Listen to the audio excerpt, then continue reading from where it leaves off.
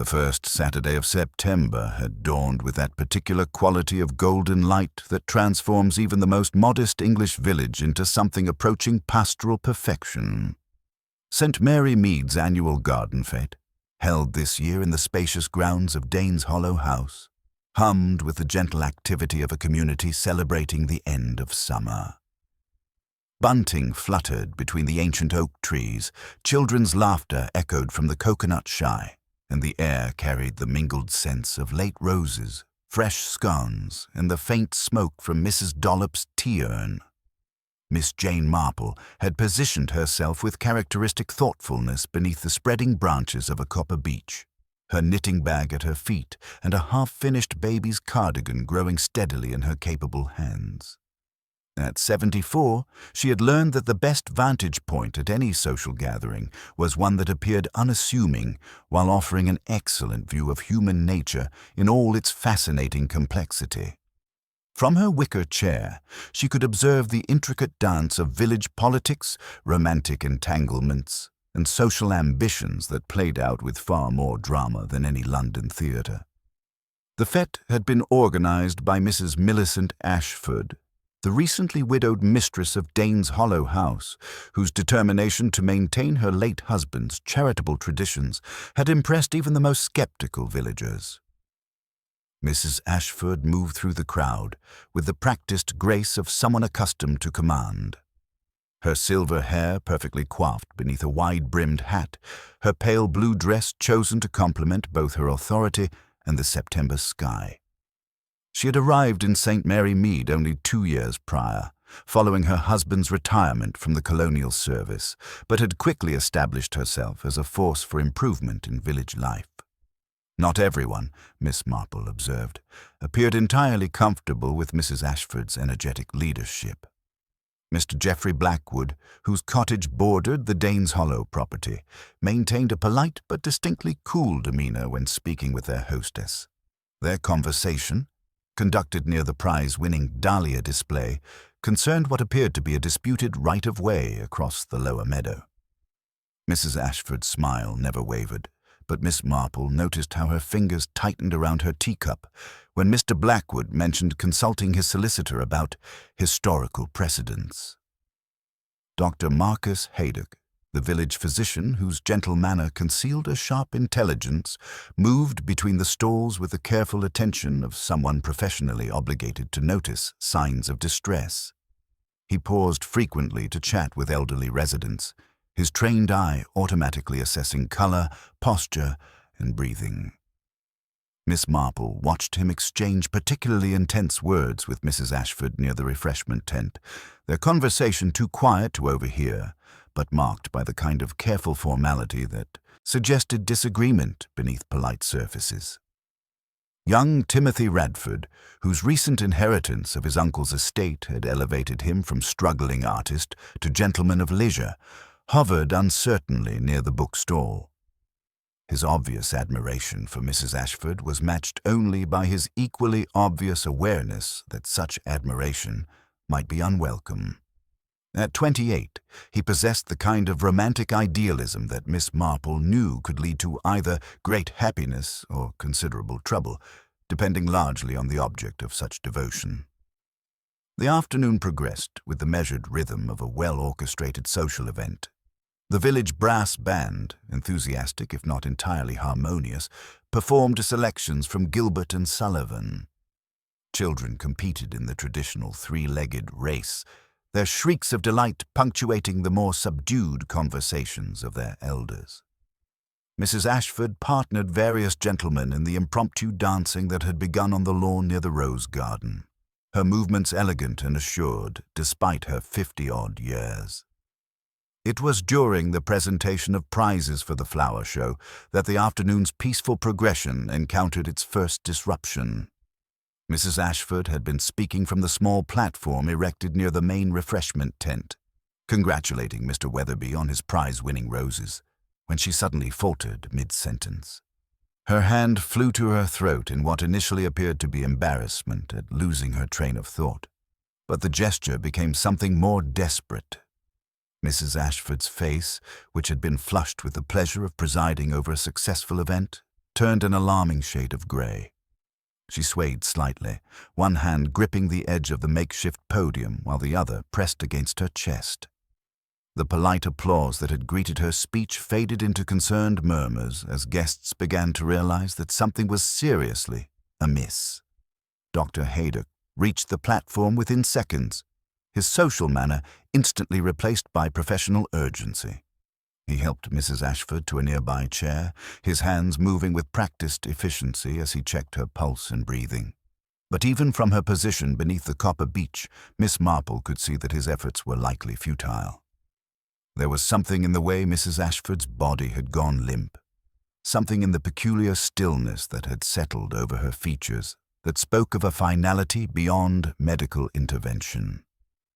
The transformation of the garden fete, from celebration to crisis, unfolded with the terrible swiftness that accompanies unexpected tragedy. Guests gathered in worried clusters, some pressing forward to offer assistance, others retreating with the instinctive human desire to distance themselves from mortality. The brass band's instruments fell silent mid-phrase, and parents quickly shepherded children away from the increasingly somber scene around the platform. Miss Marple remained in her chair, her knitting, needles moving with steady precision despite the turmoil around her. She had witnessed death before, many times, and had learned that the moments immediately following such events often revealed as much about the living as about the deceased. Her pale blue eyes, sharp despite her age, moved carefully from face to face, noting reactions, cataloguing expressions, filing away the small details that others might overlook in their shock and confusion. Dr. Haydock's examination was necessarily brief but thorough. When he finally looked up from Mrs. Ashford's still form, his expression was grave. "I'm afraid she's gone," he announced quietly, his words carrying clearly in the sudden hush that had fallen over the garden. "It appears to have been very sudden, possibly a heart attack, though I'll need to conduct a proper examination to determine the exact cause." But even as Dr. Haydock spoke these words, Miss Marple noticed several things that made her set down her knitting with unusual deliberation. Mrs. Ashford's teacup, which had fallen from her hand during her collapse, lay overturned near the base of the platform. The delicate spode china was unbroken, but its contents had spilled across the grass in a small, dark stain that seemed somehow different from ordinary tea. There was also the matter of Mrs. Ashford's hat, which had tumbled from her head to reveal that her usually immaculate hair was slightly disheveled, as if she had been running her fingers through it in distress. Most intriguing of all was the behavior of the other principal figures in the drama now unfolding. Mr. Blackwood stood frozen near the dahlia display, his weathered face pale but his eyes alert with what Miss Marple recognized as calculation rather than simple shock. Timothy Radford had gone quite white and was gripping the edge of the bookstall as if it were the rail of a ship in rough seas. Dr. Haydock himself, despite his professional composure, kept glancing toward the refreshment tent with an expression that suggested concern about something beyond his patient's condition. The September sun continued to shine with the same gentle warmth. The bunting still fluttered in the slight breeze, and the carefully arranged displays of village life remained undisturbed. But the garden fete at Danes Hollow House had become something else entirely, the scene of what Miss Marple suspected, with the quiet certainty that came from decades of observing human nature at its most revealing moments, was not a natural death at all. As the local constable was summoned and guests began the awkward process of departure, Miss Marple continued her careful observations. She noticed that someone had quietly removed Mrs. Ashford's teacup before the police arrived, and that the refreshment tent had been tidied with unusual efficiency for such a moment of crisis.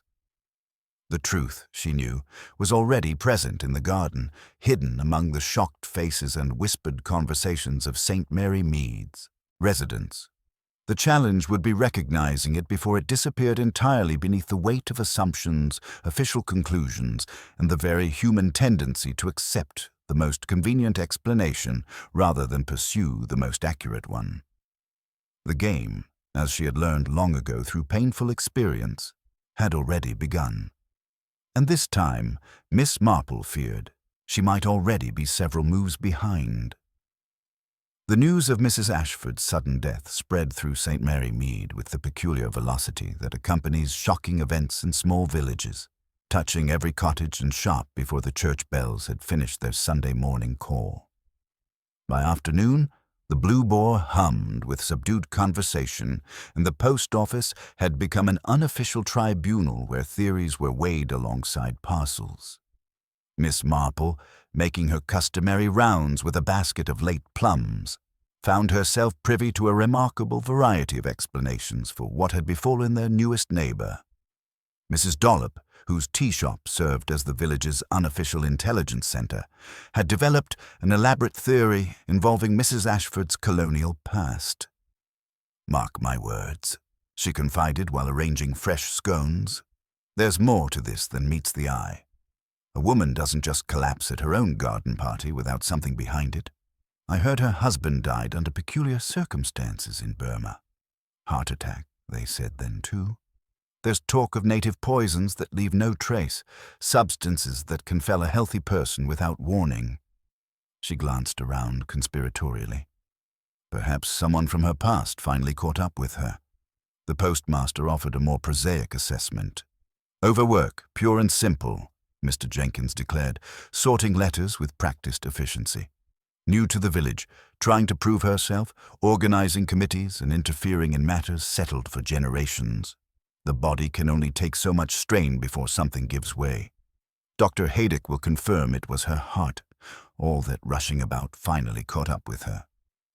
At the baker's shop, Miss Marple encountered village women whose theories took on more personal dimensions. Mrs. Bantry spoke with barely concealed satisfaction about romantic entanglements. It's no secret she was encouraging young Timothy Radford's attentions, a woman her age carrying on with a man barely 30. The strain of such an inappropriate relationship, the worry about gossip, these things weigh heavily on a woman's mind. I wouldn't be surprised if she'd been taking something to calm her nerves. Mr. Geoffrey Blackwood, whose property dispute with Mrs. Ashford had been witnessed by several guests, now adopted an air of aggrieved rectitude.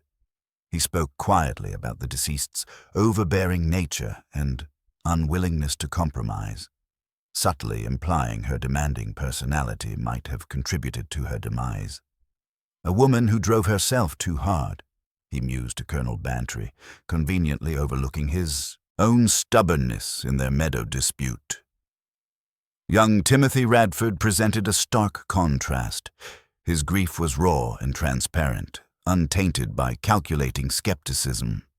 He wandered the lanes near Danes Hollow in ill-fitting dark clothes, his usually bright eyes clouded with profound sadness. "She was a beacon," he confided to Miss Marple, voice thick with emotion. "A guiding light in this place. Who would want to harm such a woman?"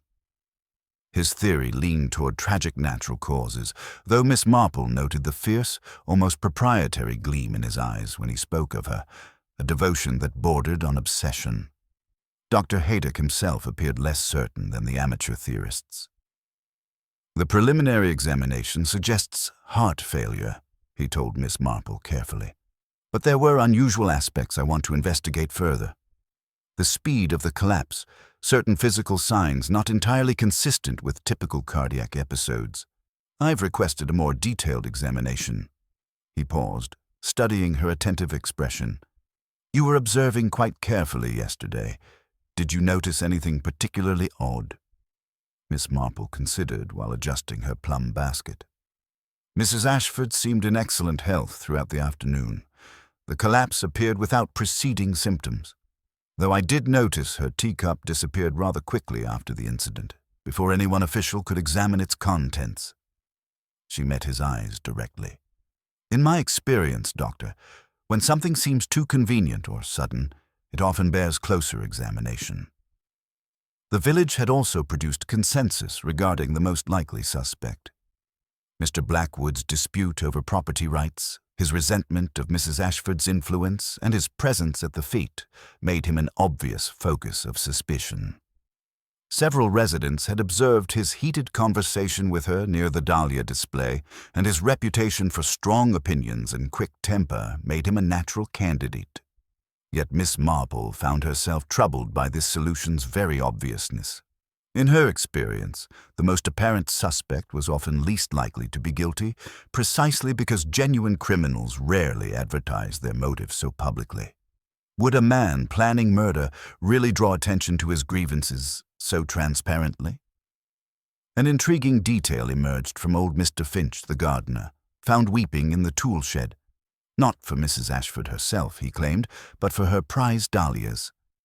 "She had a way with them," he mumbled, "and now they'll just wither." But Miss Marple had glimpsed a small, carved wooden bird clutched in his trembling hand, a gift she recognized as one Mrs. Ashford had received from a visiting dignitary. The detail seemed disconnected from grand theories of inheritance or colonial vengeance, yet it pricked at her mind like an incongruous thread. Inspector Slack had concluded his preliminary investigation by reiterating Dr. Haydock's findings: the spilled tea, disarranged hair, missing teacup, all dismissed as minor details, consistent with sudden collapse. A tragic accident, Miss Marple. Nothing more. But Miss Marple knew better.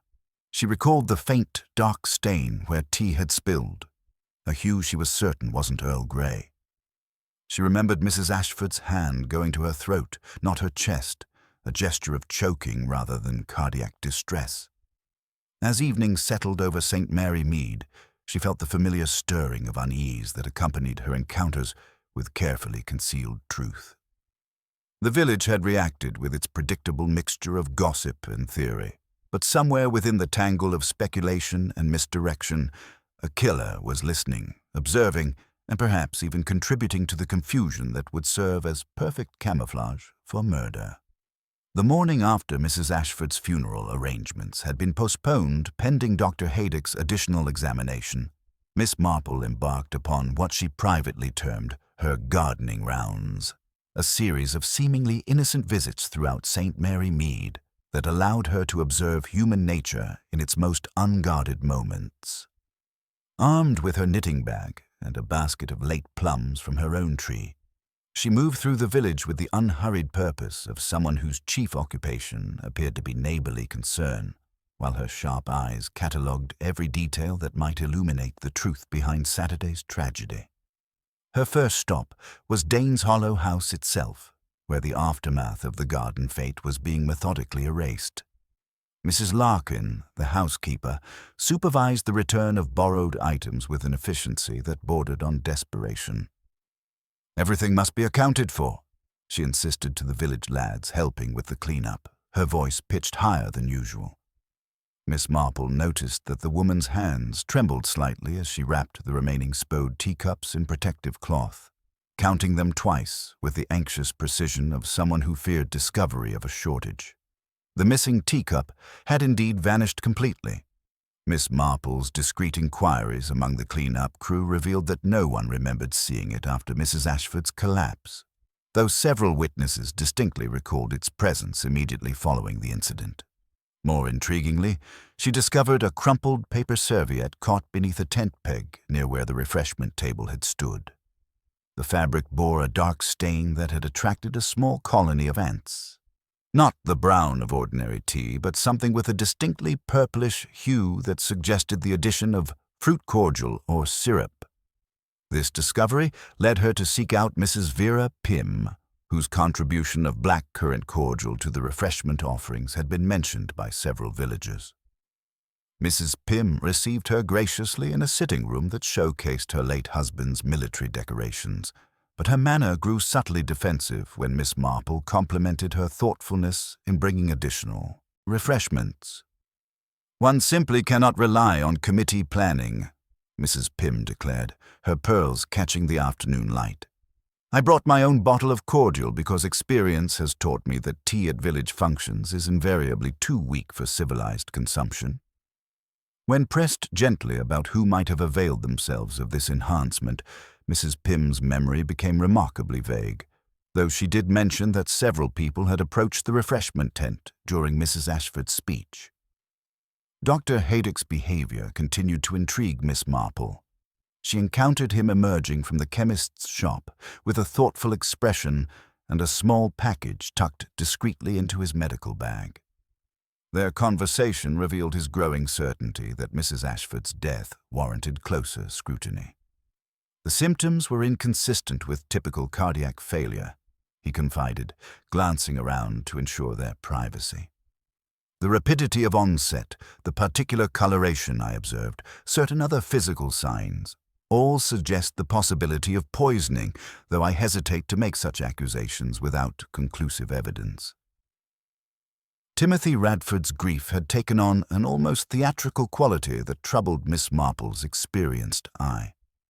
During their chance encounter near the church, she noticed that his hands were bandaged clumsily, which he explained as injuries sustained while climbing over a stile in his distress upon hearing of Mrs. Ashford's death. Yet his knowledge of her personal habits seemed remarkably detailed for someone who had known her only 2 years. He spoke familiarly of her preference for particular blends of tea, her routine of taking digestive powders after rich meals, even her habit of reading correspondence at a specific writing desk by the morning room window, intimate details that suggested either much closer friendship than village gossip indicated, or careful observation over extended periods. The household staff at Danes Hollow provided another source of illumination. Clara Drake, Mrs. Ashford's companion, had conveniently developed a headache just before the speeches began and had retired to the house, missing the critical period entirely. Mrs. Griselda, the cook, revealed that Mrs. Ashford had been unusually anxious in recent weeks, asking odd questions about household security and checking locks that had never concerned her before. She'd been going through her papers late at night, Mrs. Griselda confided, as if she was looking for something or preparing for trouble. Most significantly, Miss Marple learned that Mrs. Ashford had recently made inquiries at the local chemist about obtaining certain medicinal herbs, claiming interest in traditional remedies for digestive complaints. Yet she had appeared in perfect health throughout the garden fete, showing no signs of the ailments that might require such treatments. Mr. Blackwood's behavior had undergone a curious transformation since the tragedy. The truculent landowner, who had openly quarreled with Mrs. Ashford, now spoke of her with exaggerated sorrow, frequently mentioning their mutual respect despite their disagreements. Miss Marple noted the slight stiffness in his posture when discussing their relationship, the way his eyes avoided direct contact, the performance of a man trying too hard to appear innocent rather than the natural grief of someone who had lost an acquaintance. As evening approached and Miss Marple returned to her cottage, she reflected on the pattern emerging from her observations. The missing teacup, the stained serviette, Mrs. Pym's conveniently provided cordial, Clara Drake's well-timed absence, Timothy's suspicious injuries and intimate knowledge, Mrs. Ashford's recent anxieties, each detail seemed insignificant alone, but together they painted a picture of carefully orchestrated deception. Someone in St. Mary Mead had planned and executed murder with considerable skill, counting on the natural assumption of heart failure to prevent closer examination. The game had indeed begun, and Miss Marple was beginning to discern the rules by which it was being played. Inspector Slack arrived at Danes Hollow House on Tuesday morning with the satisfied air of a man whose theories had been vindicated by evidence. Dr. Haydock's preliminary findings had confirmed traces of digitalis in Mrs. Ashford's system, and the inspector's methodical mind had already constructed a case that seemed as solid as the village church foundations. Geoffrey Blackwood, with his public quarrels and obvious resentment, presented himself as the perfect suspect for a crime that Slack was determined to solve with characteristic efficiency. The evidence against Blackwood accumulated with gratifying speed.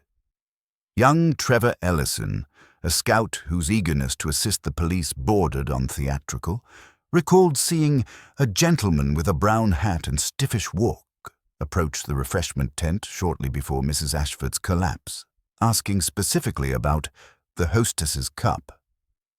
Mrs. Larkin, when pressed, admitted she had observed Blackwood near the tent earlier, making himself disagreeable about the buttered buns being set on the best cloth. Most damning of all, old Mr. Finch reluctantly confirmed that Blackwood knew his foxgloves and had once warned against letting the seed pods contaminate the compost heap. When confronted with this testimony, Blackwood's responses proved frustratingly contradictory. He initially denied approaching the refreshment tent, then grudgingly admitted to passing there once, when reminded of Trevor's statement. His explanation for inquiring about teacups, that he was concerned about them being left in a draft, struck Inspector Slack as transparently fabricated. The discovery of home-prepared weed killer and drying foxglove stalks beneath Blackwood's eaves provided what Slack considered conclusive proof of both means and opportunity. The inspector's satisfaction was further enhanced by the clear motive Blackwood had provided through his own behavior. The boundary dispute over the lower meadow represented significant financial stakes, and Mrs. Ashford's legal challenges had effectively blocked his development plans. His recent comments about ridding the village of interfering busybodies at the parish council meeting provided additional evidence of his bitter resentment toward the deceased. Yet Miss Marple found herself increasingly troubled by the very completeness of the case against Blackwood. During her morning constitutional, she reflected on the peculiar timing of Mrs. Ashford's collapse. If digitalis had been administered through tea, as Inspector Slack theorized, the symptoms should have manifested more gradually. The rapid onset suggested either a massive dose that would have been immediately detectable in taste, or an entirely different method of delivery that bypassed normal digestive processes. Dr. Haydock shared her concerns about the medical inconsistencies. His examination had revealed that the distribution of digitalis in Mrs. Ashford's system suggested ingestion within an hour of death, yet her stomach contents showed no trace of the bitter compounds typically associated with foxglove preparation.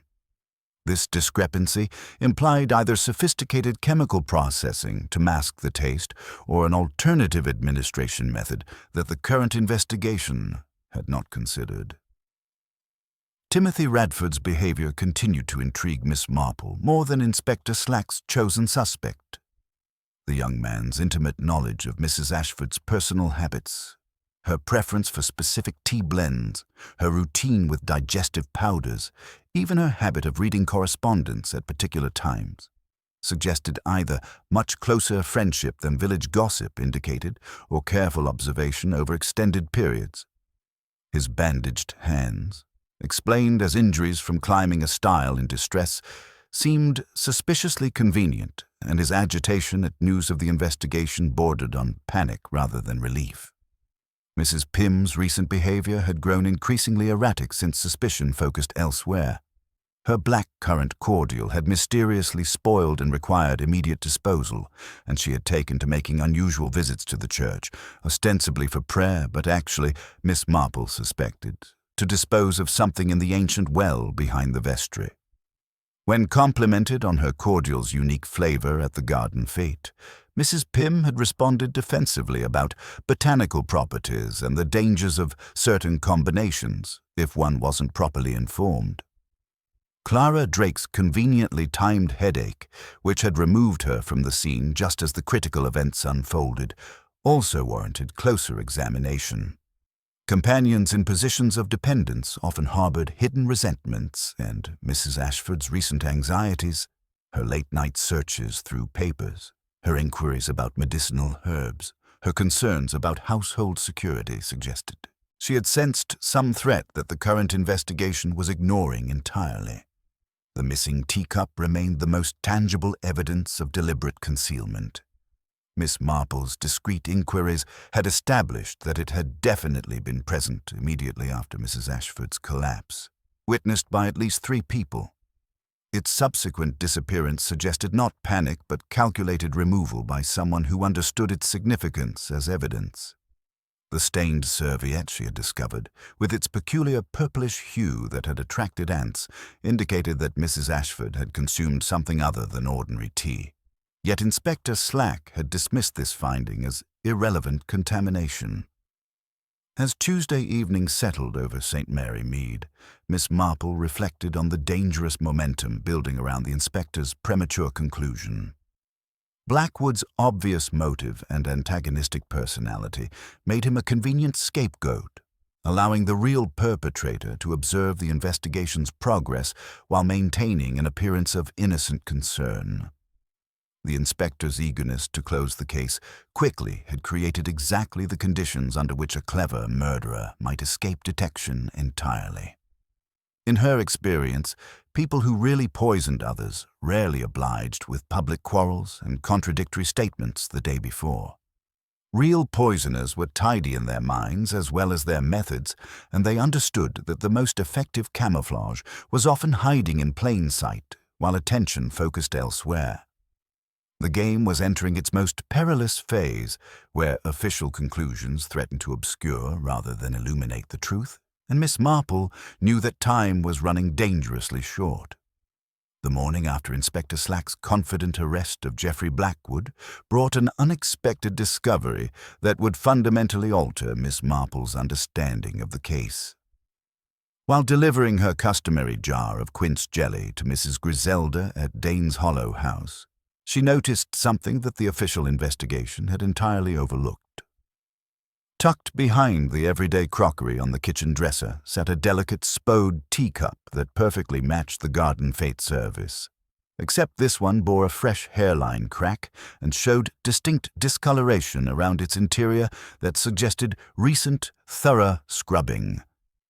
Mrs. Griselda's nervous explanation about the cup cracking during washing seemed transparently fabricated, particularly when Miss Marple observed that the supposed damage appeared deliberately created rather than accidentally sustained.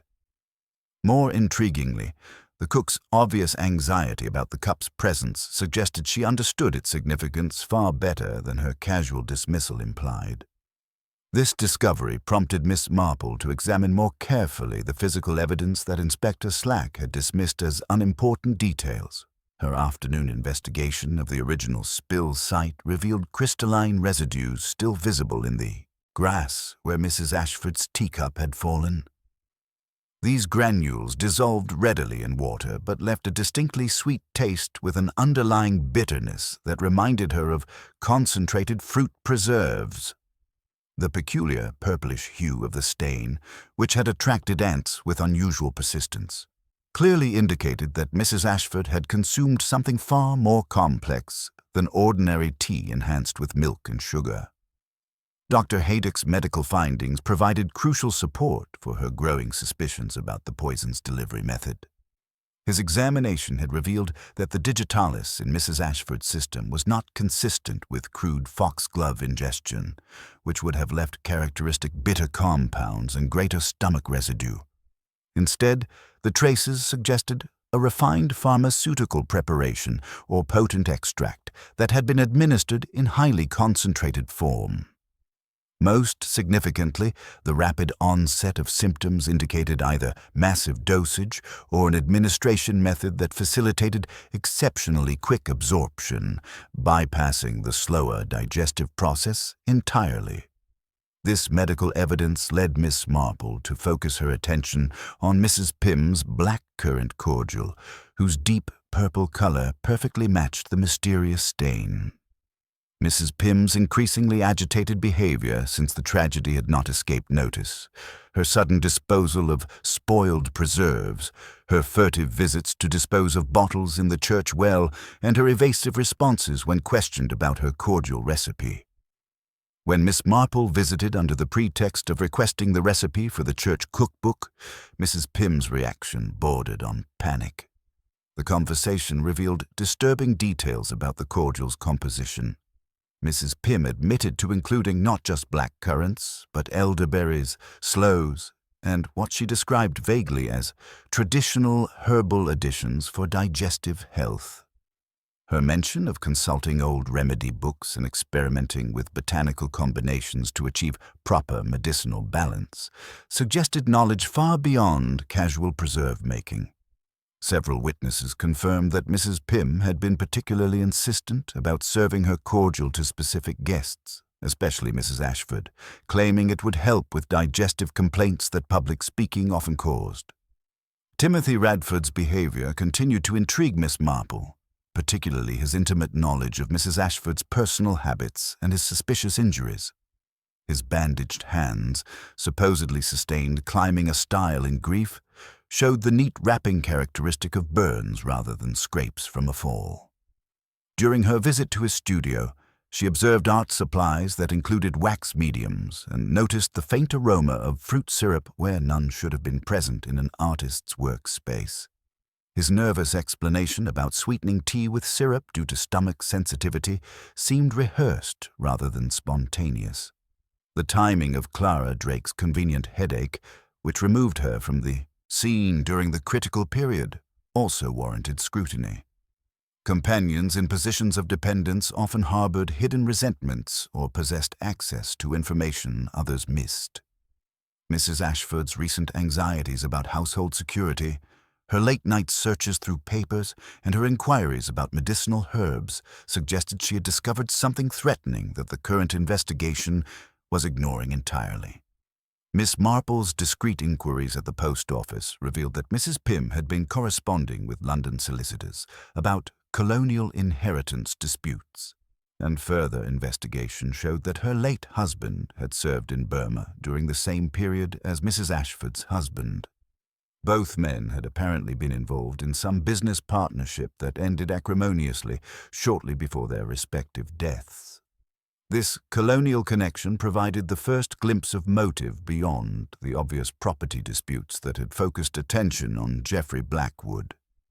The missing teacup's disappearance now appeared calculated rather than accidental.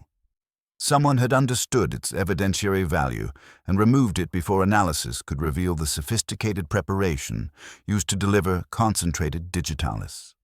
The cracked replacement cup in Mrs. Griselda's kitchen represented an attempt to provide innocent explanation for a cup's retirement from service before proper examination could occur.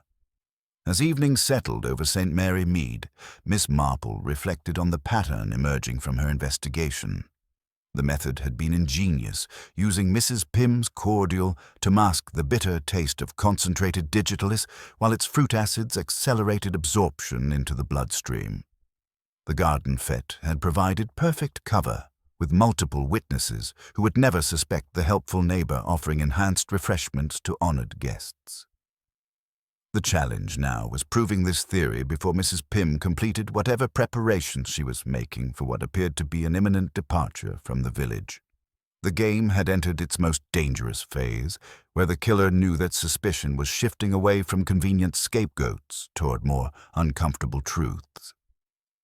Miss Marple understood that time was running short and that her next moves would determine whether justice prevailed or whether a clever murderer escaped to potentially kill again.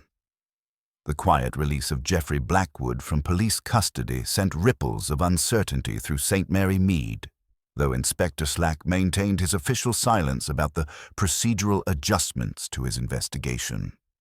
Blackwood himself emerged from the ordeal strangely subdued, his usual bluster replaced by a watchful wariness that Miss Marple found far more interesting than his previous antagonistic behavior. When she encountered him tending his prized dahlias with unusual gentleness, he surprised her by mentioning that Mrs. Ashford had often admired his Burmese varieties. Said they reminded her of earlier days, he murmured, before everything went wrong in the colonies. The vague reference hung between them, suggesting depths to their relationship that the village gossip had never suspected. This revelation prompted Miss Marple to examine more carefully the colonial connections that seemed to weave through the case like hidden threads in a tapestry. Her discreet inquiries at the post office revealed that Mrs. Pym had indeed been corresponding with London solicitors about inheritance matters, and further investigation showed that both Colonel Pym and Mr. Ashford had been involved in timber ventures in Burma that had ended acrimoniously in the early 1930s. The financial records, which Clara Drake had been instructed to organize following Mrs. Ashford's death, painted a picture of embezzlement accusations, mysteriously vanished funds, and a settlement that had apparently left Mrs. Ashford with damaging evidence about the Pym family's colonial activities. Dr. Haydock's continued analysis of the medical evidence provided crucial support for Miss Marple's developing theory.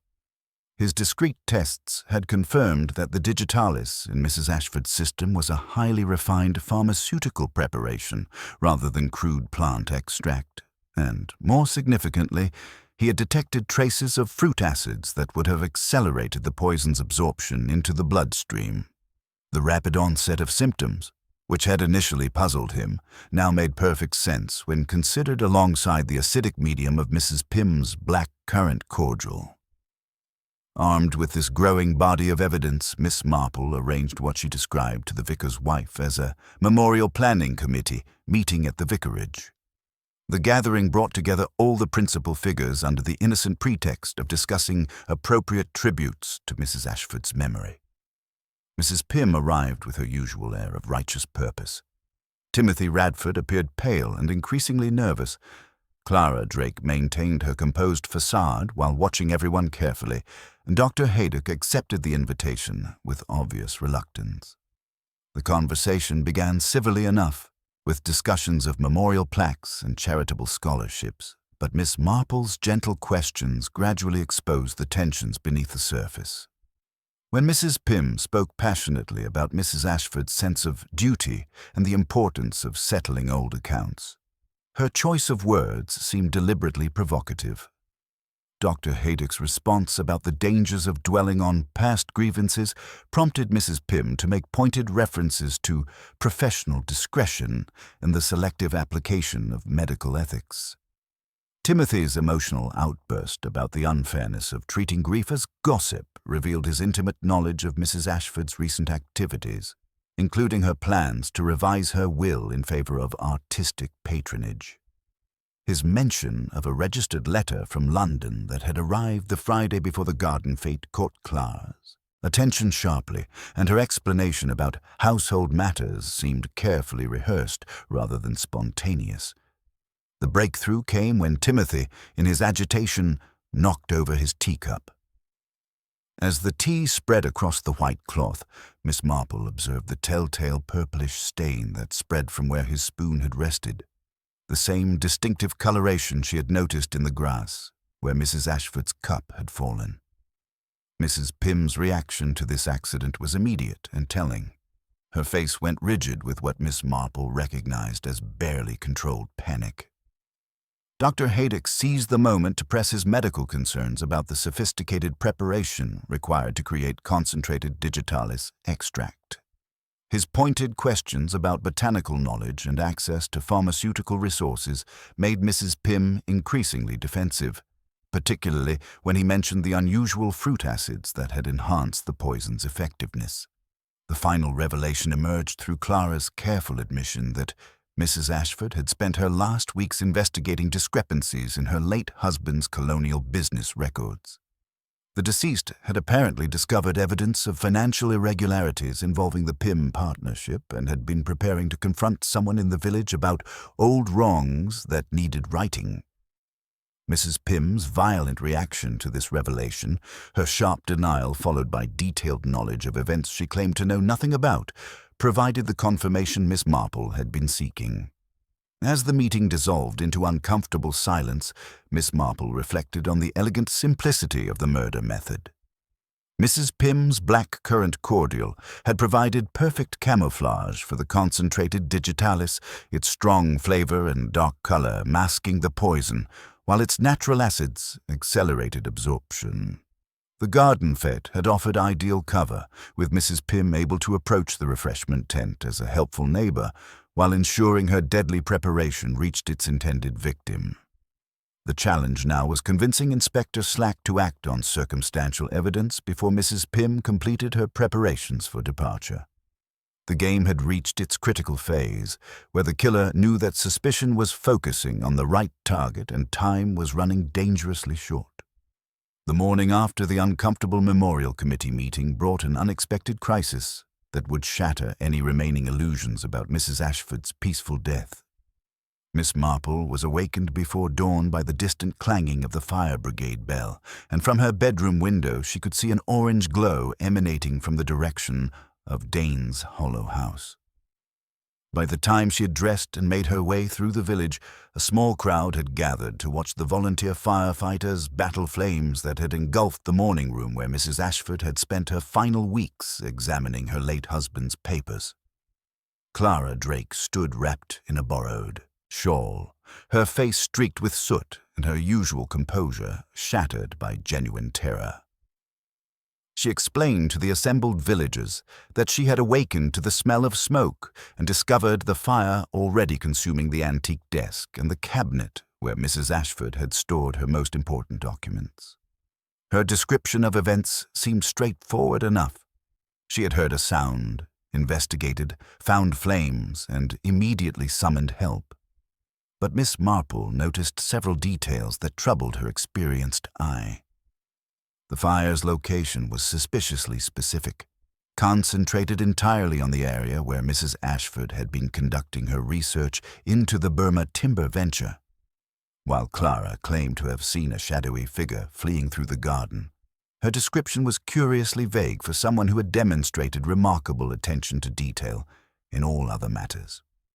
More intriguingly, the documents that had been partially saved from the flames showed clear evidence of having been deliberately arranged for maximum destruction, with the most damaging papers placed at the fire's center where they would be completely consumed.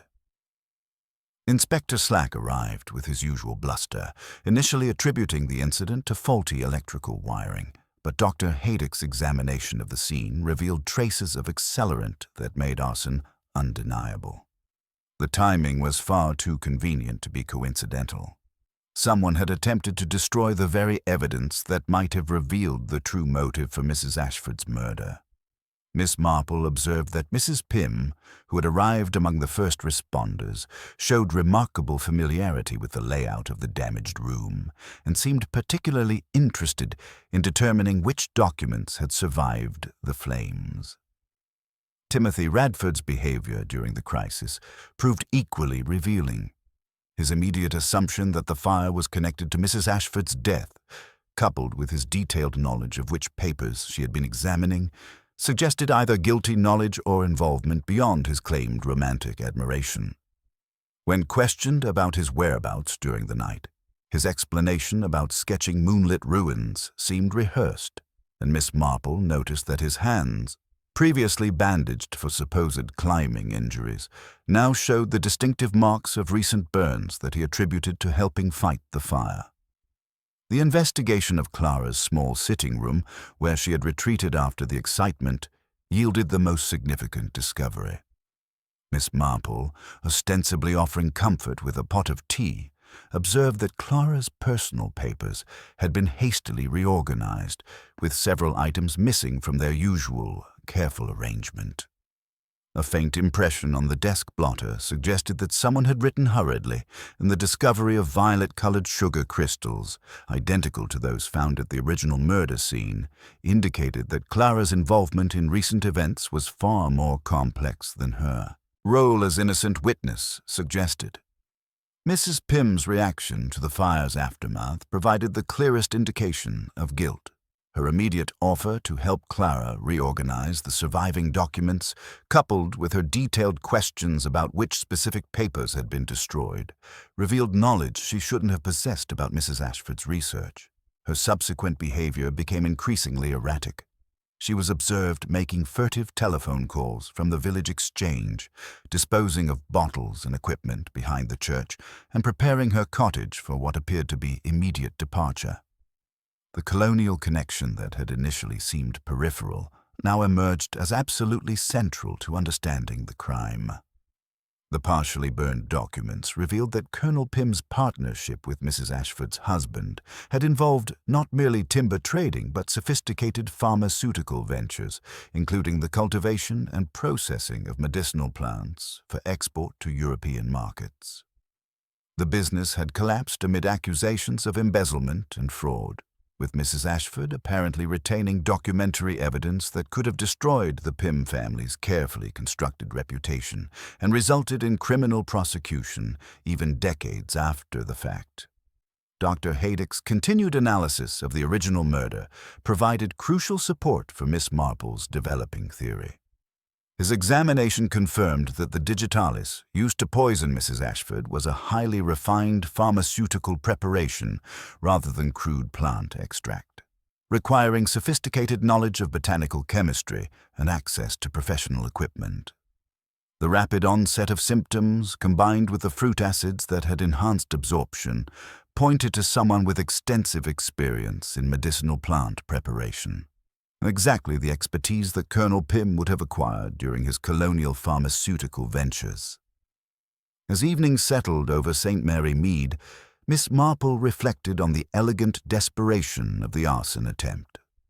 The fire represented a calculated gamble by someone who understood that the documentary evidence posed an existential threat, but who had underestimated both Clara's quick response and the village fire brigade's efficiency. The attempt had failed to destroy the most damaging papers, while simultaneously confirming that Mrs. Ashford's murder was indeed connected to the colonial scandal that Mrs. Pym had spent decades trying to conceal.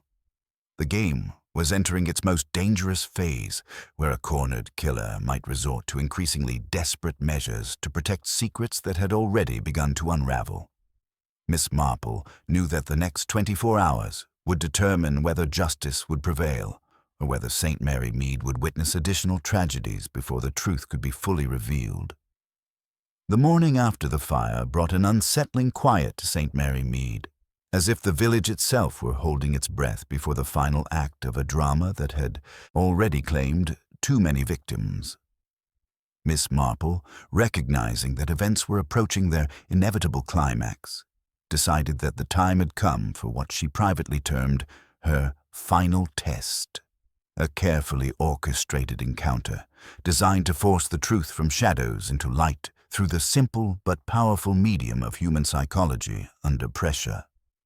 She arranged what appeared to be an innocent afternoon tea at her cottage, extending invitations under the charitable pretext of organizing a proper memorial for Mrs. Ashford, now that so many of her papers had been tragically lost in the fire. The guest list was deliberately selective. Mrs. Pym, whose helpful nature would make refusal seem churlish; Timothy Radford, whose grief required gentle management; Clara Drake, whose loyalty to her employer's memory was unquestioned; and Dr. Haydock, whose medical expertise lent gravitas to any gathering. The atmosphere in Miss Marple's sitting room carried the peculiar tension that accompanies social occasions where everyone present knows more than they are willing to admit. The autumn light filtered through lace curtains onto her best china, creating an illusion of peaceful domesticity that fooled no one. Mrs. Pym arrived with her usual authoritative bearing intact, but Miss Marple noticed how her gloved hands adjusted her handbag repeatedly and how her eyes flickered toward the door as if calculating distances. Miss Marple began her psychological examination with characteristic gentleness, expressing profound regret at the loss of Mrs. Ashford's carefully maintained records. "Such a tragedy," she sighed while pouring tea with practiced precision, "that so much valuable history should be lost to flames. One can only imagine what insights those colonial papers might have provided about the Burma ventures that occupied both our dear departed friend and her late husband." The reaction was immediate and telling. Mrs. Pym's teacup rattled against its saucer with the faintest tremor, quickly suppressed but not quickly enough to escape Miss Marple's attention. Timothy shifted uncomfortably, his artistic temperament ill-equipped for such delicate maneuvering, while Clara maintained her composed facade with the practiced skill of someone accustomed to navigating household tensions. Dr. Haydock, understanding his role in the carefully orchestrated performance, mentioned Mrs. Ashford's recent consultations about botanical properties. She was particularly interested in indigenous plants used in pharmaceutical preparations, he observed with clinical detachment, especially those with cardiac effects that required precise handling and sophisticated processing techniques. Mrs. Pym's response revealed knowledge she shouldn't have possessed. Her detailed dismissal of primitive colonial remedies and her familiarity with pharmaceutical terminology contradicted her earlier claims of ignorance about her husband's business activities. When Miss Marple gently mentioned the refined digitalis preparation found in Mrs. Ashford's system, Mrs. Pym's explanation of black currant cordial enhancement revealed expertise in botanical chemistry that extended far beyond casual preserve making. The psychological pressure intensified when Clara, prompted by Miss Marple's careful questioning, mentioned Mrs. Ashford's discovery of coded entries in her husband's personal diary. These references to disappeared pharmaceutical shipments and mysterious fires at processing facilities painted a picture of systematic fraud that had apparently haunted Mrs. Pym for decades. Timothy's emotional contribution revealed his role as unwitting accomplice rather than calculating murderer. His confession that Mrs. Pym had approached him with concerns about Mrs. Ashford's dangerous obsession with the past exposed the manipulation that had drawn him into the web of deceit. His genuine grief and detailed knowledge of the victim's research habits indicated someone who had been used rather than someone who had planned murder. The critical moment arrived when Mrs. Pym, cornered by mounting evidence and the relentless gentleness of Miss Marple's questioning, made a crucial error. Her detailed description of Mrs. Ashford's final moments, the precise sequence of symptoms, the victim's hand going to her throat rather than her chest, the speed of the poison's effect, revealed knowledge she could only have possessed by witnessing the murder unfold. Mrs. Pym's violent reaction to this realization transformed the genteel tea party into something approaching a confession. Her denials became increasingly shrill, her explanations more contradictory, her composure finally cracking under the weight of secrets maintained for too many years. The careful facade of helpful neighbor and respectable widow dissolved, revealing the desperate woman beneath who had killed to protect a reputation built on colonial fraud and pharmaceutical theft. As afternoon shadows lengthened across Miss Marple's sitting room, the truth emerged not through dramatic revelation, but through the accumulation of small betrayals. A tremor in the voice, a slip of the tongue, a defensive explanation that revealed too much knowledge. Mrs. Pym's sophisticated understanding of digitalist preparation, her access to concentrated pharmaceutical extracts through her husband's colonial ventures, her intimate knowledge of the victim's habits and vulnerabilities, all combined to create an inescapable portrait of calculated murder. The psychological test had succeeded beyond Miss Marple's expectations. Without accusations or confrontations, simply through careful observation and gentle pressure, she had forced the killer to reveal herself through her own words and reactions. The game was nearly over, though Miss Marple knew that the final moves would require equal care to ensure that justice prevailed over clever desperation. The gathering in Miss Marple's sitting room the following morning carried the weight of inevitable conclusion, though only she understood how completely the threads of deception were about to unravel. Inspector Slack had arrived with reluctant acknowledgement that his case against Geoffrey Blackwood required reconsideration, while Dr. Haydock brought the final medical reports that would prove crucial to establishing the truth. Mrs. Pym entered with her usual authoritative bearing, though Miss Marple noticed how her gloved hands trembled slightly when arranging her handbag. Timothy Radford appeared hollow-eyed and nervous, his artistic temperament ill-equipped for the psychological pressure that had been building since yesterday's uncomfortable tea party. Clara Drake maintained her composed facade, though her watchful eyes suggested she understood that secrets long buried were about to surface. Miss Marple began with characteristic gentleness, her knitting needles moving with steady precision as she spoke. "I'm afraid we must discuss some rather unpleasant matters this morning," she said softly, her pale blue eyes moving kindly from face to face. "Mrs. Ashford's death was not the natural tragedy we all hoped it might be. Dr. Haydock's analysis has confirmed what careful observation suggested from the beginning, that she was deliberately poisoned with a sophisticated preparation of digitalis, administered in such a way as to ensure rapid absorption and immediate effect. The silence that followed was profound, broken only by Timothy's sharp intake of breath and the barely audible rustle of Mrs. Pym's dress as she shifted uncomfortably in her chair. Miss Marple continued with the same gentle authority, explaining how the missing teacup had first alerted her to deliberate concealment, and how the distinctive purplish stain on the grass had suggested something far more complex than ordinary tea. The method was quite ingenious, Miss Marple observed, setting down her knitting to pour fresh tea with steady hands. Mrs. Ashford was poisoned through her refreshment, but not in the crude manner one might expect. The digitalis was administered through Mrs. Pym's black currant cordial, whose strong flavor and dark color provided perfect camouflage for the bitter taste of concentrated poison. More cleverly still, the fruit acids in the cordial accelerated absorption into the bloodstream, causing the rapid onset of symptoms that initially puzzled Dr. Haydock. Mrs. Pym's reaction was immediate and telling. Her face went rigid with barely controlled panic, and her voice carried a shrill edge when she protested that anyone might have enhanced their tea with cordial. But Miss Marple's gentle smile suggested she had anticipated this response. Indeed, anyone might have, she agreed pleasantly, but not everyone possessed the pharmaceutical knowledge necessary to prepare concentrated digitalis extract, nor the intimate understanding of Mrs. Ashford's habits that would ensure the poison reached its intended victim.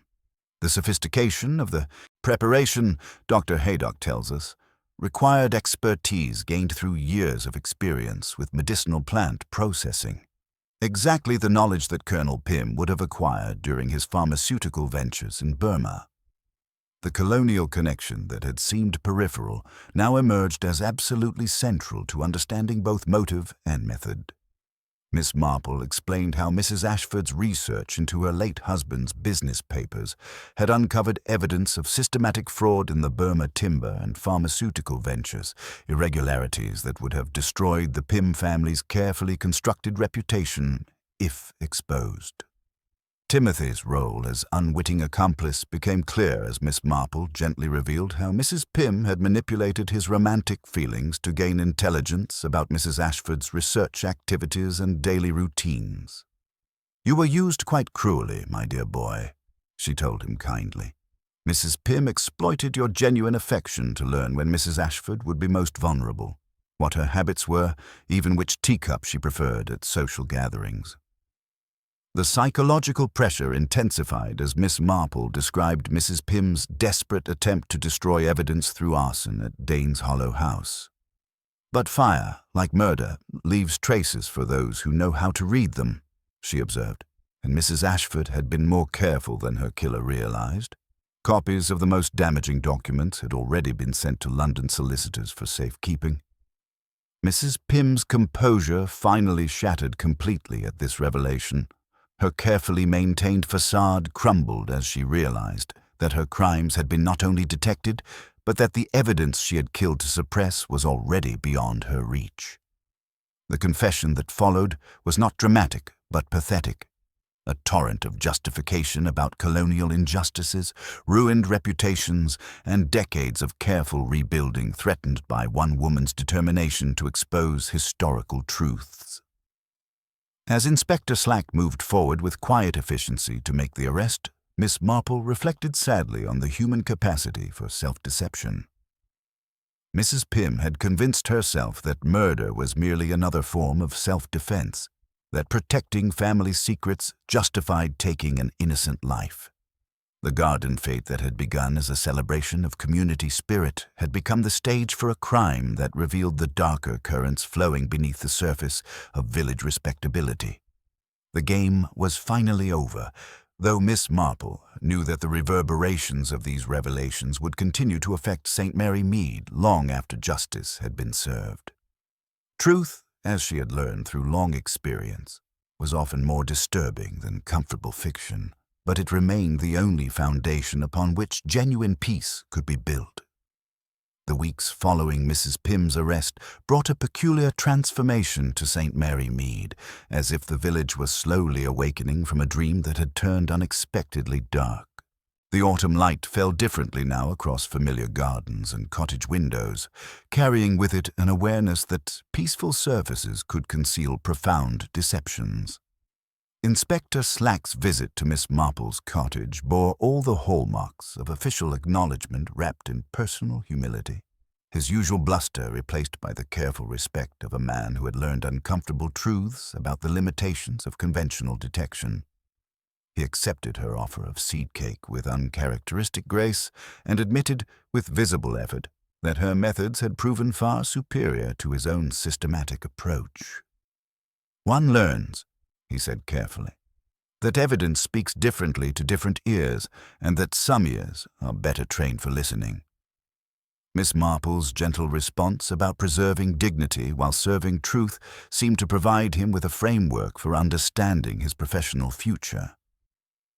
Geoffrey Blackwood emerged from his ordeal as a changed man, his former antagonism replaced by thoughtful quietude that made him surprisingly good company for those who had previously avoided his caustic tongue. His wrongful arrest had taught him humility without breaking his spirit, and he spent his days tending his prized dahlias with a gentleness that would have astonished his former adversaries. When Miss Marple encountered him working among the Burmese varieties that Mrs. Ashford had so admired, he spoke with genuine sorrow about their unresolved dispute and expressed regret that death had prevented any possibility of reconciliation. The boundary disagreement that had provided such convenient camouflage for murder now seemed trivial in the shadow of genuine tragedy, and he quietly arranged for a memorial garden on the disputed land, choosing dahlias that would bloom in Mrs. Ashford's memory each September. Timothy Radford's recovery proved more complicated, his artistic temperament struggling to process both grief and guilt over his unwitting role in providing Mrs. Pym with crucial intelligence about her victim's habits and routines. He had taken to walking the lanes around Danes Hollow at odd hours, sketching with an intensity that bordered on obsession, as if he could somehow capture and contain the emotions that threatened to overwhelm him. His conversations with Miss Marple revealed a young man haunted by the realization that his innocent admiration had been cynically exploited, that every detail he had shared about Mrs. Ashford's preferences and routines had been carefully catalogued for murderous purposes. The scholarship fund established by Mrs. Ashford's will named him as administrator, a responsibility that seemed to provide some measure of healing for his wounded conscience and a constructive outlet for his desire to honor her memory. Clara Drake's liberation from the peculiar strain that binds devoted companions to difficult households manifested in a new quietness and purposefulness that impressed all who knew her. Mrs. Ashford's revised will had provided her with a modest but sufficient annuity, and she chose to remain at Danes Hollow House as its caretaker, overseeing the restoration of the fire-damaged morning room and ensuring that her employer's charitable intentions were properly implemented. Her relief at Mrs. Pym's arrest was palpable, though she admitted to Miss Marple that she had long harbored suspicions about the woman's too detailed knowledge of household affairs and her convenient absence during the critical moments of the garden fete. Dr. Haydock's role in exposing the sophisticated nature of the poisoning had enhanced his reputation throughout the district, though he confided that the case had troubled him deeply with its revelation of how medical knowledge could be perverted for murderous ends. His growing respect for Miss Marple's observational methods led to regular consultations about village health matters, creating an unlikely but effective partnership between scientific analysis and intuitive understanding of human nature. The final medical reports confirmed every detail of her theory about the digitalis preparation and its delivery through Mrs. Pym's blackcurrant cordial, providing conclusive evidence that ensured justice would be served. The colonial connection that had provided motive for murder sparked broader discussions throughout the village about the hidden histories that many families carried from imperial service. Mrs. Ashford's research had revealed a world of pharmaceutical exploitation and systematic fraud that challenged comfortable assumptions about the nobility of colonial enterprise. The documents that survived the arson attempt were eventually donated to government archives, where they would contribute to a more complete understanding of British commercial activities in Southeast Asia during the interwar period. Danes Harlow House itself stood empty through the autumn months, while legal matters were settled, its windows reflecting the changing light like watchful eyes. The Garden Fete grounds, where tragedy had unfolded amid bunting and brass band music, gradually returned to their natural state, though villagers would forever associate the copper beech and prize dahlia display with that terrible September afternoon when death had intruded upon celebration. Miss Marple found herself reflecting often on the case as winter approached, her knitting needles moving with steady precision while her mind processed the lessons embedded in recent events. Mrs. Pym's downfall had come not through dramatic revelation, but through the accumulation of small betrayals, the inevitable result of maintaining elaborate deceptions under sustained observation.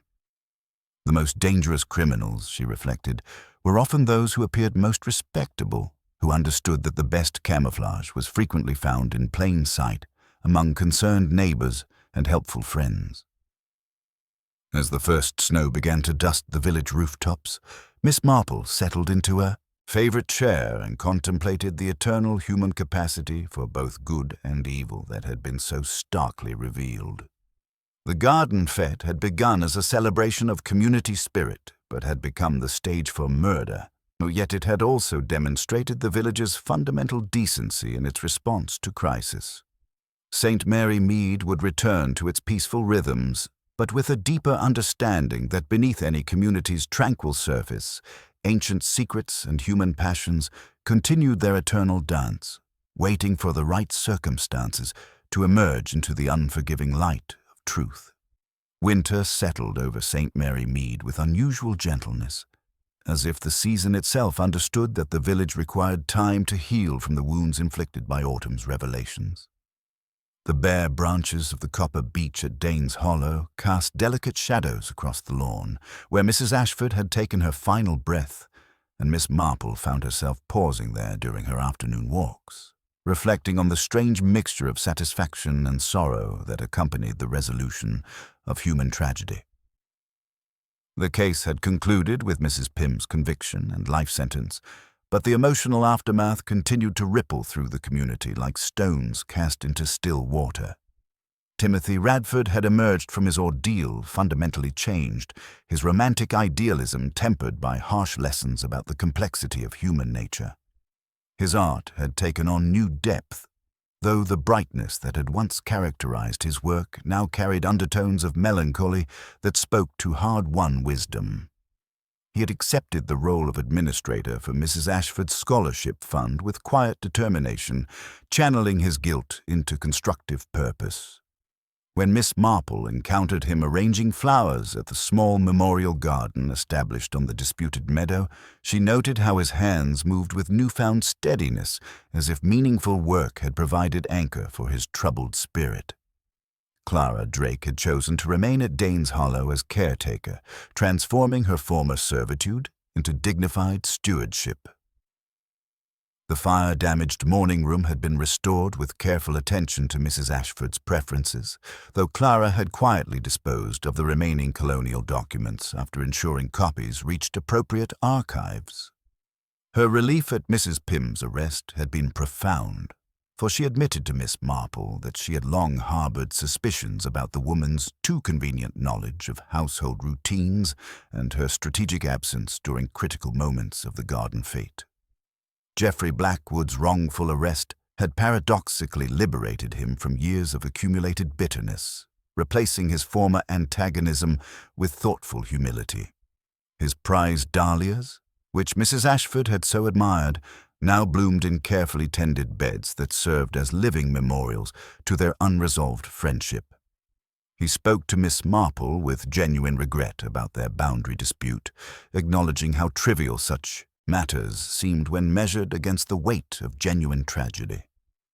The memorial garden he had established demonstrated a generosity of spirit that surprised even his oldest neighbors.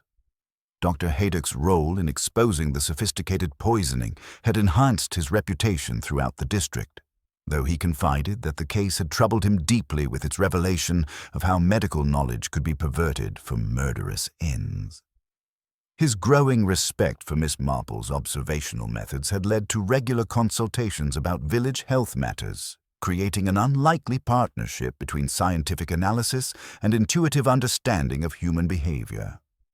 The final medical reports had confirmed every detail of her theory about the digitalist preparation, providing the conclusive evidence that ensured justice was served. Inspector Slack's professional embarrassment at his initial focus on Geoffrey Blackwood had yielded unexpected benefits, teaching him humility while expanding his investigative methods. His grudging acknowledgement of Miss Marple's superior insight had evolved into genuine respect for approaches that valued psychological observation over conventional evidence gathering. The inspector's future cases would benefit from lessons learned during those autumn weeks when obvious motives and convenient suspects had nearly obscured more uncomfortable truths. Miss Marple herself carried the particular burden that accompanied successful detection when it came too late to prevent tragedy. She had recognized the pattern of deception and the method of murder, but not quickly enough to save Mrs. Ashford's life or prevent the desperate arson attempt that had destroyed irreplaceable historical documents. The knowledge that she had possessed the crucial insights just hours too late would remain a source of quiet regret, tempering any satisfaction she might have felt at exposing the truth. The colonial connection that had provided motive for murder continued to resonate throughout the village, sparking broader discussions about the hidden legacies that many families carried from imperial service. Mrs. Pym's downfall had exposed not merely individual criminality, but larger patterns of exploitation and fraud that challenged comfortable assumptions about the nobility of overseas enterprise. The pharmaceutical ventures in Burma, with their systematic theft and environmental destruction, represented darker currents of history that many preferred to forget rather than acknowledge. Mrs. Pym herself had vanished into the prison system, her carefully constructed facade of respectability finally stripped away to reveal the desperate woman beneath. Her decades-long deception had ultimately consumed her as surely as the poison she had administered to her victim, demonstrating the corrosive power of secrets maintained at any cost. Miss Marple reflected that the most dangerous criminals were often those who appeared most respectable, who understood that the best camouflage was frequently found among helpful neighbors and concerned citizens. As spring approached and the village prepared for its annual cycle of renewal, Miss Marple contemplated the enduring lessons embedded in recent events. Truth, she'd learned through long experience, possessed its own relentless momentum, eventually forcing its way to the surface regardless of human efforts to suppress it. Mrs. Ashford's death, tragic and untimely, had nonetheless served to expose hidden corruption that might otherwise have festered for generations. The Garden Fete grounds, where tragedy had unfolded amid bunting and brass band music, would host future celebrations with the quiet understanding that beneath any community's peaceful surface, ancient passions and modern deceptions continued their eternal dance. St. Mary Mead would return to its tranquil rhythms, but with deeper appreciation for both the fragility of trust and the ultimate resilience of truth when guided by patient observation and unwavering moral courage. The first warm evening of the following May found St. Mary Mead basking in the gentle light of renewal, though the anniversary of Mrs. Ashford's death had left subtle shadows that would never entirely fade from the village's collective memory. Miss Marple sat beneath the copper beech at Danes Hollow, her knitting needles moving with practiced rhythm as she observed how life had gradually reasserted its ancient patterns while incorporating the hard-won wisdom that tragedy sometimes brings. The memorial service that morning had drawn the entire community, united in their recognition that they had emerged from their ordeal fundamentally changed, perhaps wiser, certainly more aware of the complexities that could lurk beneath the most peaceful surfaces. Timothy Radford had transformed his grief into purposeful action, administering Mrs. Ashford's scholarship fund with the dedication of someone seeking redemption through service. His art had evolved during the past months, acquiring depth and complexity that spoke to his newfound understanding of human nature's contradictions. The romantic idealism that had made him so vulnerable to manipulation had been tempered without being destroyed, replaced by a mature appreciation for truth over illusion. When Miss Marple encountered him arranging flowers at the memorial garden, she noted how his hands moved with steadiness that suggested healing, though his eyes still carried the weight of knowing how his innocent admiration had been exploited for murderous purposes. Clara Drake had embraced her role as Danes Hollow's caretaker with quiet authority, transforming her former servitude into dignified stewardship. The morning room, carefully restored after the fire, now served as headquarters for the charitable trust that would ensure Mrs. Ashford's educational ideals continued beyond her death. Clara's relief at Mrs. Pym's conviction had gradually given way to purposeful dedication to preserving her employer's legitimate legacy while allowing the darker colonial revelations to fade into historical obscurity where they belonged. Her watchful efficiency had acquired new dimensions, informed by the knowledge that even the most trusted neighbors could harbor deadly secrets. Geoffrey Blackwood's memorial garden had flourished beyond all expectations, its prized dahlias creating a living testament to the possibility of finding beauty even in tragedy's aftermath. His wrongful arrest had fundamentally altered his perspective on community relations, replacing his former antagonism with thoughtful engagement that surprised longtime neighbors. The boundary dispute that had provided such convenient camouflage for murder now seemed trivial when measured against genuine loss, and he had quietly arranged for the disputed meadow to become common ground forever, ensuring that future generations would benefit from reconciliation rather than conflict. Dr. Haydock's medical practice had expanded to include regular consultations with Miss Marple about village health matters, their partnership demonstrating how scientific analysis and intuitive observation could complement rather than compete with each other. His role in exposing the sophisticated poisoning had enhanced his reputation throughout the district, though he remained troubled by the revelation of how medical knowledge could be perverted for murderous ends. Between his blotting papers, he kept a pressed foxglove petal, a private reminder that knowledge without wisdom could become hazard, and he had learned to ask patients about habits as well as symptoms, understanding that human behavior often provided crucial diagnostic information. Inspector Slack's professional development had benefited enormously from his embarrassing mistakes during the initial investigation, teaching him humility while expanding his methods to include psychological observation alongside conventional evidence gathering. His visits to Miss Marple's cottage had evolved from grudging consultation to genuine collaboration, demonstrating that even experienced professionals could learn from their errors when pride didn't prevent honest self-examination. He had come to understand that while facts remained important, the currents of social interaction and unspoken histories often held the true keys to understanding crime. Miss Marple herself carried the particular burden that accompanied successful detection when it came too late to prevent tragedy. Tucked into her knitting bag was a small notebook where she recorded patterns without names. Kindness feigned, attention misdirected, knowledge volunteered too quickly. The case would remain forever in her memory as proof that even the most experienced observer of human nature could not always anticipate the desperate measures that cornered criminals might employ. Yet she found consolation in knowing that her intervention, however delayed, had prevented the repetition that often followed, successful murder, sparing the village additional tragedies. Mrs. Pym had vanished into the prison system, her carefully constructed facade of respectability finally stripped away to reveal the desperate woman beneath who had maintained elaborate deceptions for decades. Her life sentence represented acknowledgement that some secrets extracted too high a price from both their keepers and their victims. The village had quietly erased most traces of her presence, though the lessons embedded in her downfall would persist long after her name was forgotten. As evening settled over St. Mary Mead and the brass band played slightly under tempo in respectful memory, Miss Marple reflected on the enduring human capacity for both good and evil that recent events had so starkly revealed.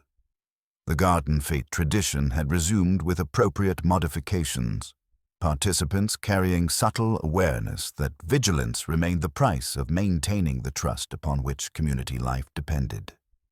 Truth, she had learned through long experience, possessed its own relentless momentum that no amount of deception could permanently deflect.